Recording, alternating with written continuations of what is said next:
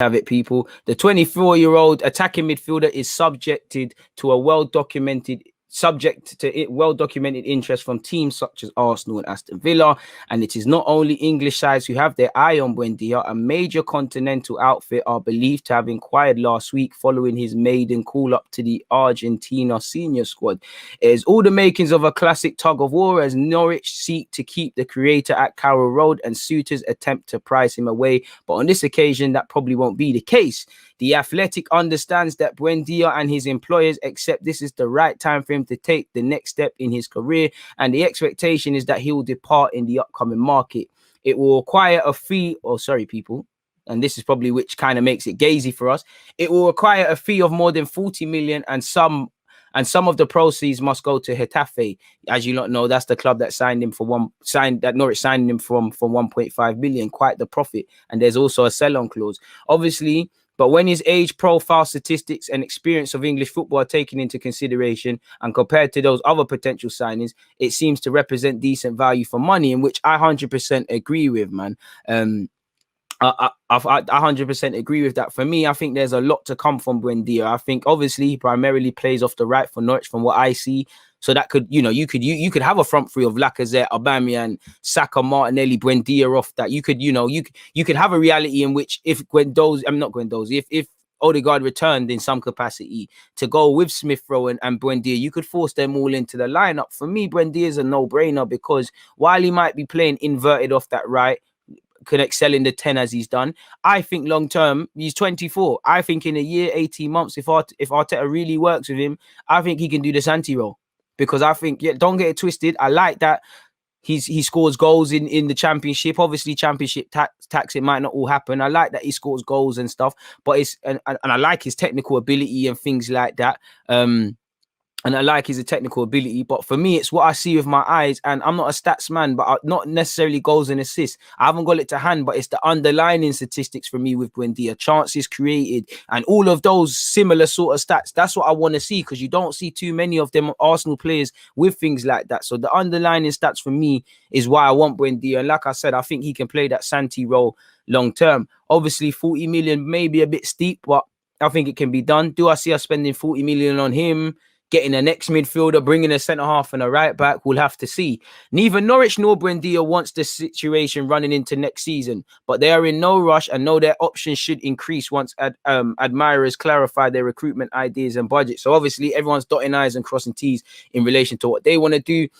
Again, he's been called up to the Argentina squad. I'd imagine he's going to the Copa America. So does he want it sorted before or after? Obviously, we're going to have to react to that if we are to react to that. Apparently, the Arsenal technical director, Edu, and manager Mikel Arteta think highly of the Championship Player of the Year and could take it further if they do not land their first choice target in Martin Odegaard.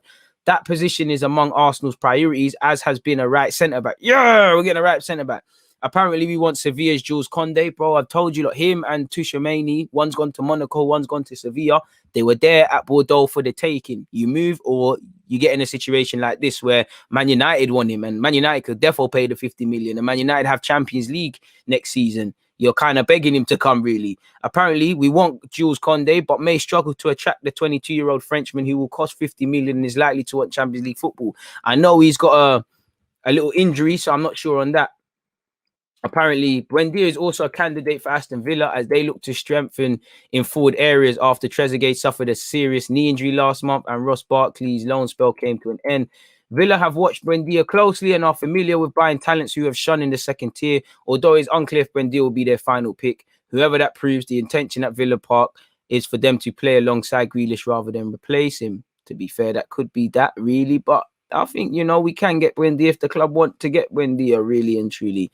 If we want him, he's obtainable, is what it sounds like, in my opinion. So, yeah, man, that's that on Buendia. What else have we got? We got to talk about Mr. Vieira. Patrick Vieira has spoken, people. Let's get that one sorted. Let's get into Patrick Vieira. Sorry, folks.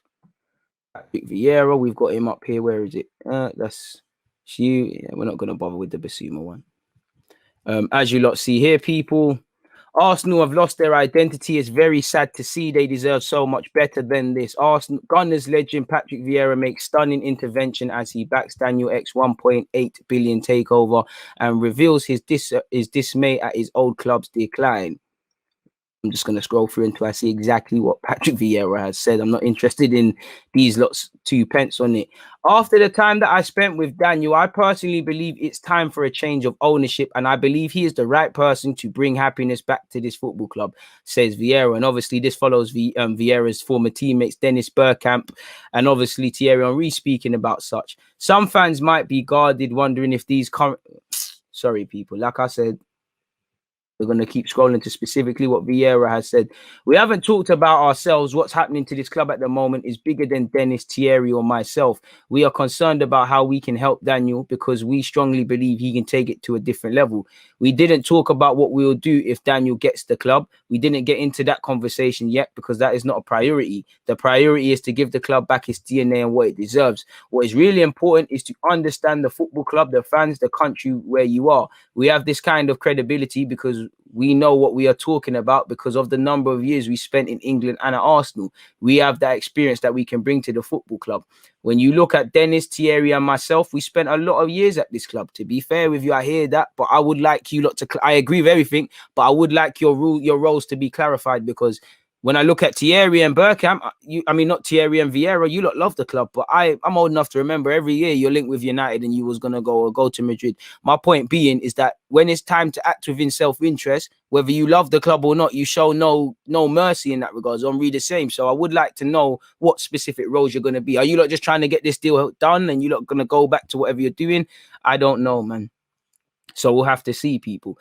And he said, maybe it was the place where we played our best football. England was a fantastic place for us to live. And we enjoyed our lives at the football club and outside as well. The country and the club mean a lot to us. Seeing Arsenal not being one of the teams that can challenge for the Premier League or not being one of the teams guaranteed to play in Champions League, to play Champions League football is frustrating because that is not what we are used to with Arsenal Football Club. The club deserves much better. Amen.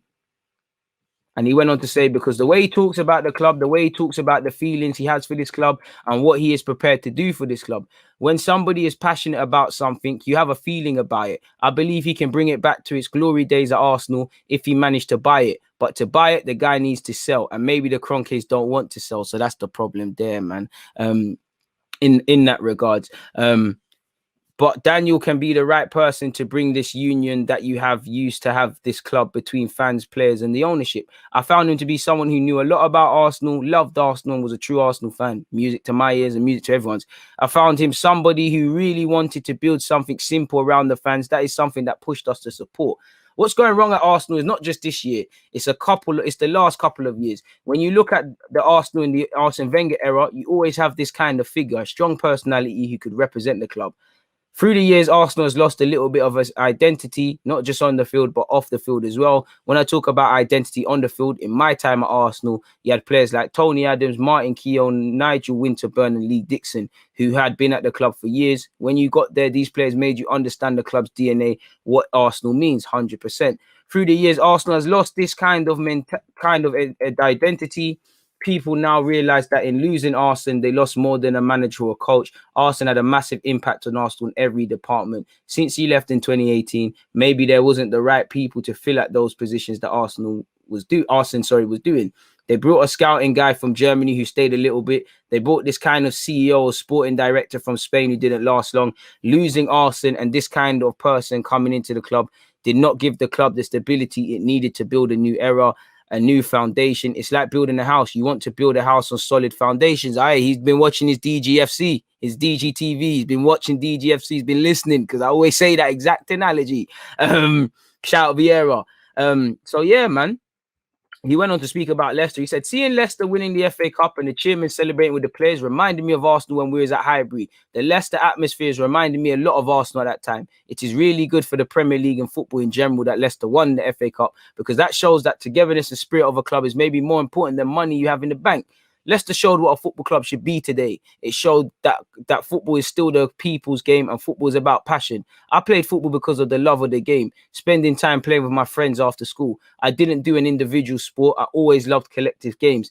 The way the fans reacted to the Super League showed that football is about the heart and the passion for the game, about winning, losing, but football is for everyone. Leicester winning the FA Cup showed to the Premier League and the world that you can still be very successful with passion. I want the owners, the players, the fans included. How many times did the Kroenkes go to a game to watch Arsenal? I don't have the answer, but that is a question I would like to know. How many times have they been to see the players? How many times have they met their fans? The answer will tell you how big a gap is between them and the fans, and you can answer that himself. What Daniel will bring to this table is building the relationship with the fans. Having fans sitting on the board is something that Daniel is prepared to discuss. Having fans understand that they are part of what Daniel will try to build is really important. The fans will be part of this club. That is something that has been a priority. When you look at Arsenal in the last couple of years, the gap that exists between the Kroenkes and the fans and the players, that is something really difficult in the club.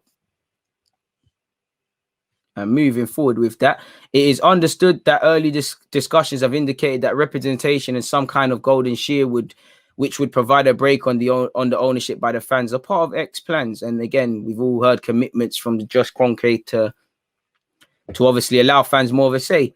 He is prepared to invest to make this club successful, but it's not to get a player for 300 million, then waiting for him to make a difference. It's about building a team. Look at Dennis' experience with Ajax, being one of the greatest European clubs. They've been really successful, not spending a lot of money compared to other clubs. Building a success is not just about money. It's about the people. It's about the strategy, about the football you want to play, the players you want to recruit, the philosophy you want to implant in your football club.